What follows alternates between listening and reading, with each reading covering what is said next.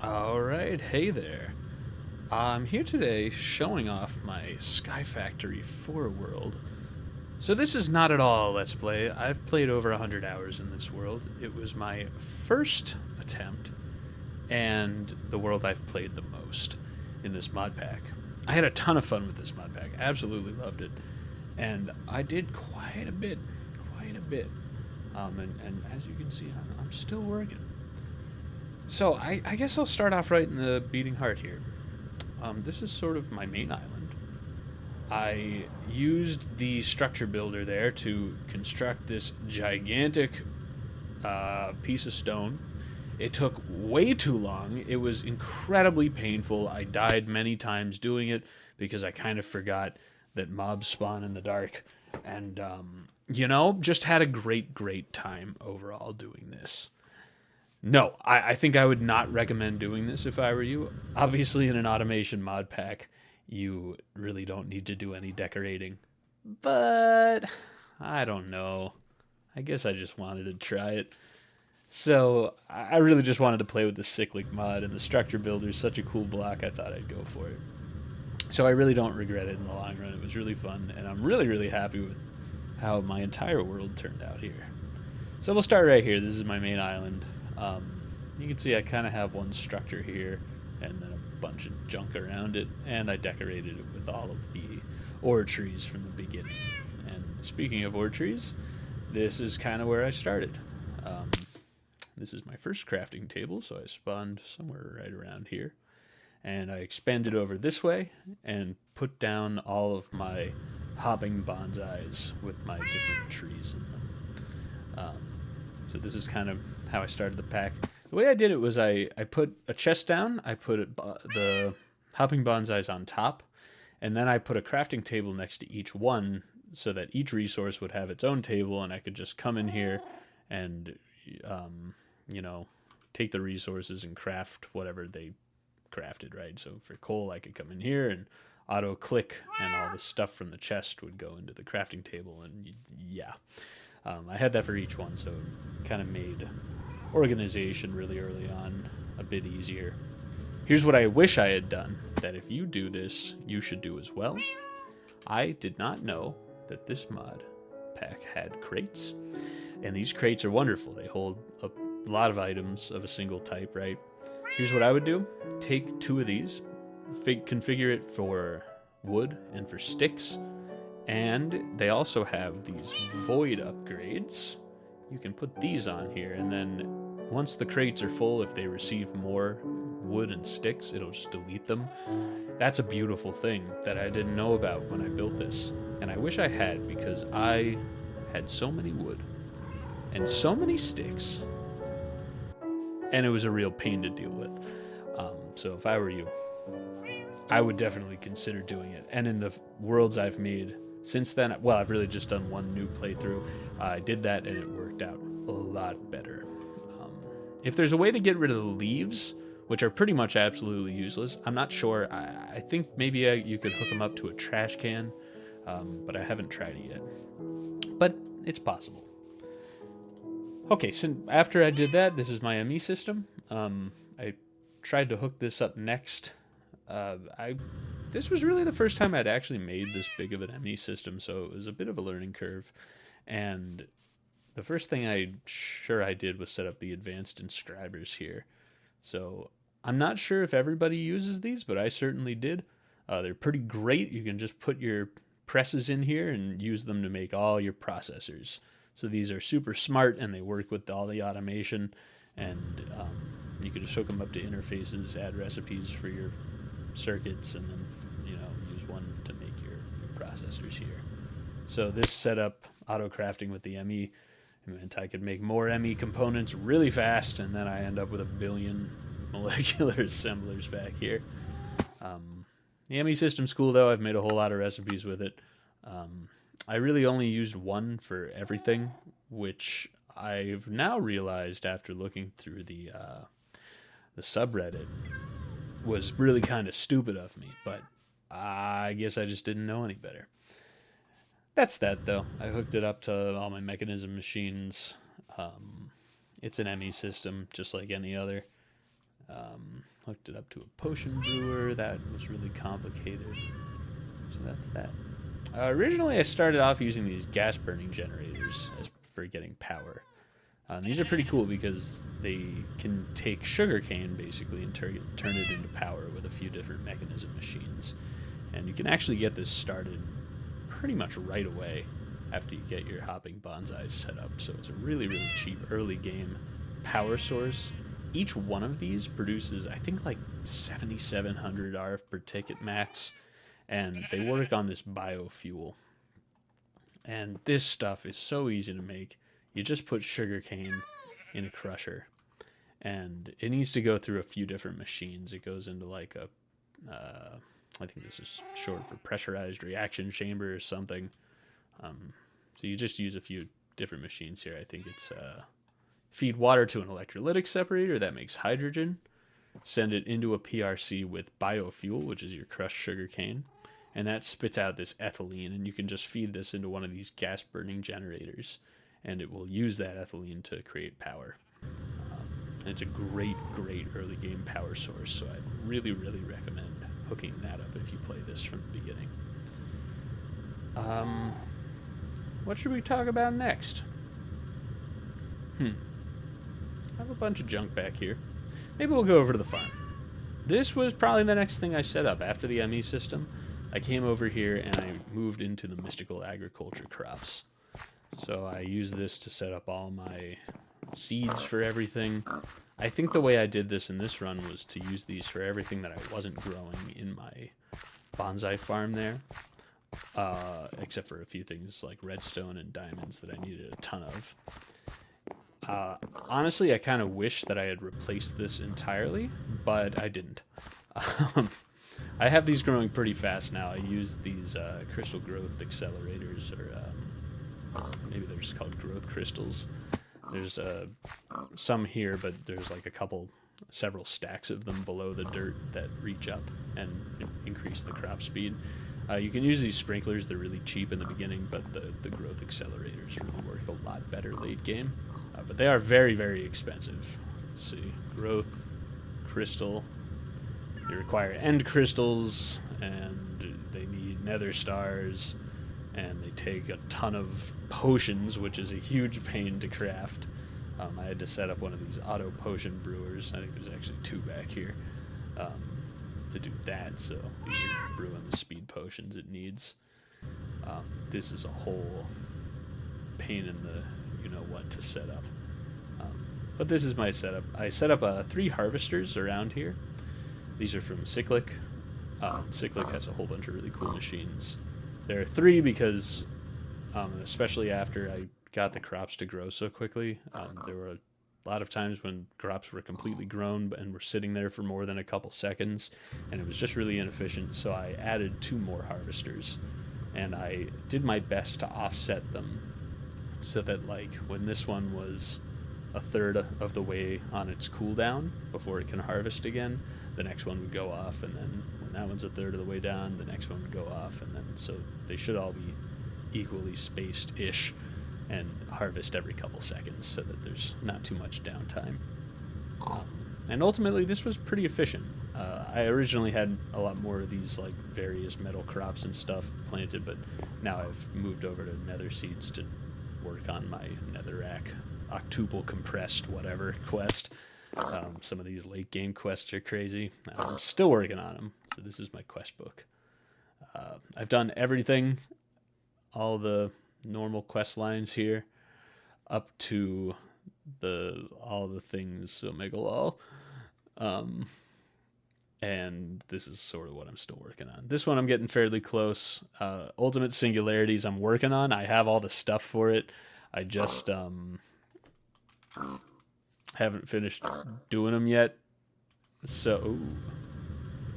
I hope this isn't just me. Oh, it is. Huh, I've made 12 of those. Oops. Well, didn't mean to do that. There goes all my nickel. Oh boy. Lovely. Well, I still have 20,000 left, so that's the good news. Anyways, that's my farm. By the way, these pigs are here just for making fertilizer. So they're standing on top of an animal sewer and pumping into a sewage composter. I can't remember. I think I just needed these for some of the mulch upgrades for the bonsais. Let's see. Where should we go next? Oh, I want to show you this thing. This is for my Morsemore double smingets.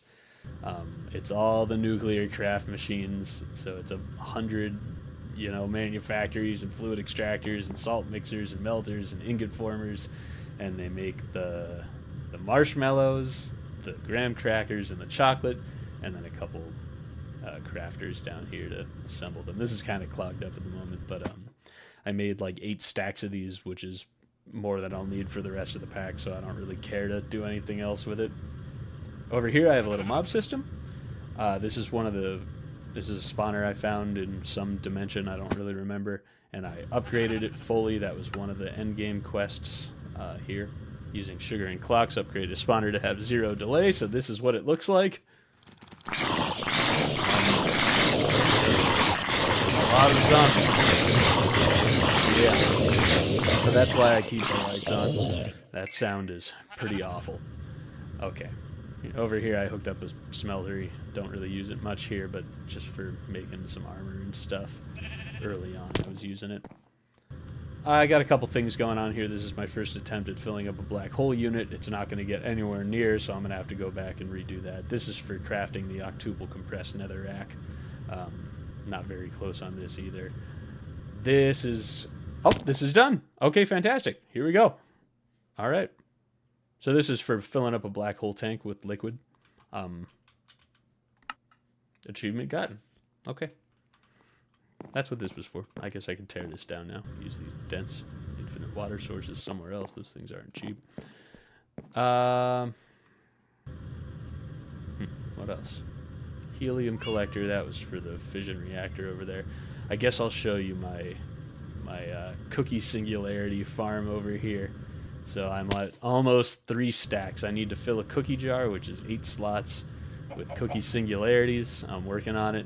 So I have all these trees, and they're going into all these melters and all these ingot formers and all these quantum compressors making singularities all the time. So it's almost halfway there, I suppose. Okay. Let's see. Over here, this is my max-size fission reactor. So I built a little island for it.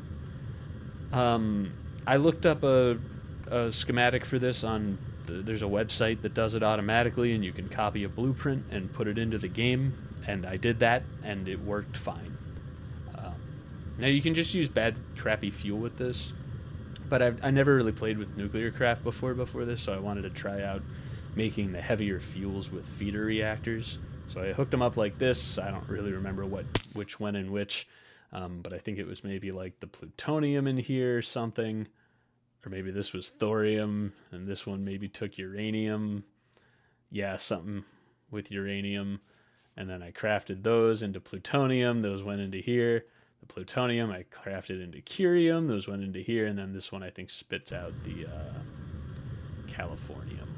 Yep. And the californium 251 I think goes into this big giant one. So that the californium is the most efficient one. And I just wanted to play around with the mod a little bit, so I hooked up this whole ridiculously complicated machine. In retrospect, I kind of wished I had just made it a small ME system over here to do this, because all these crafters were a huge pain to set up.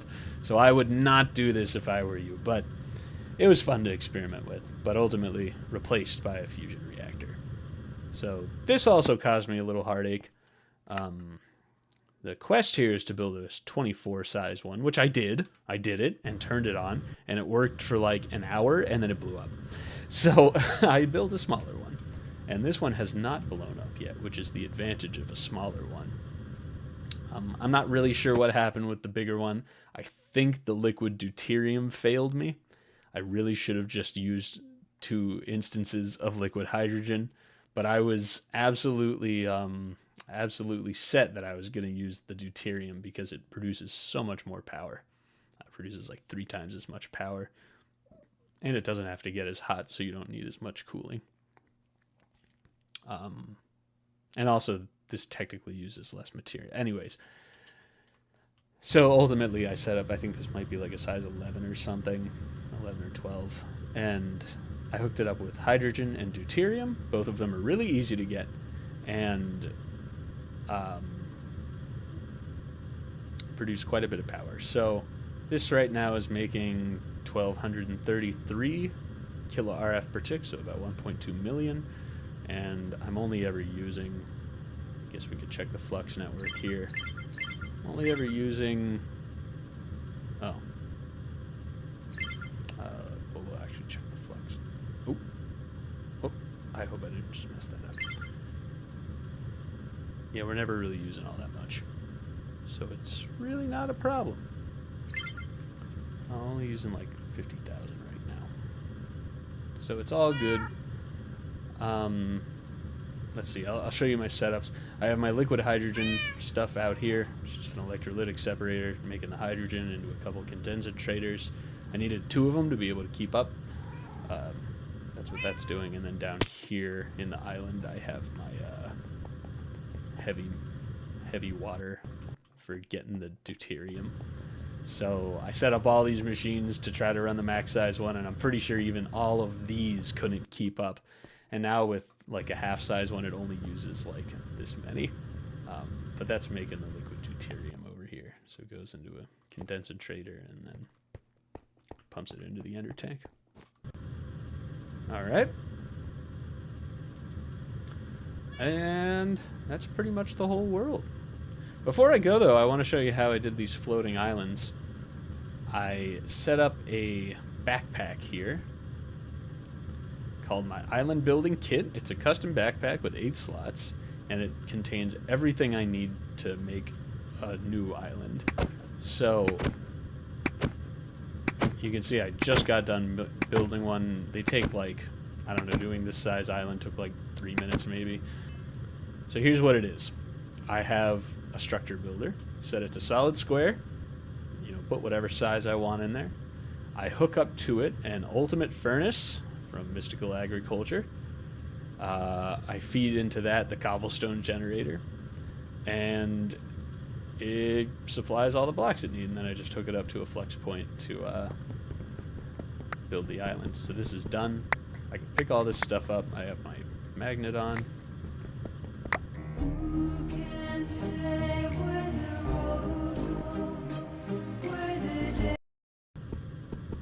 I really, really hope that didn't just fall. It just fell into the void.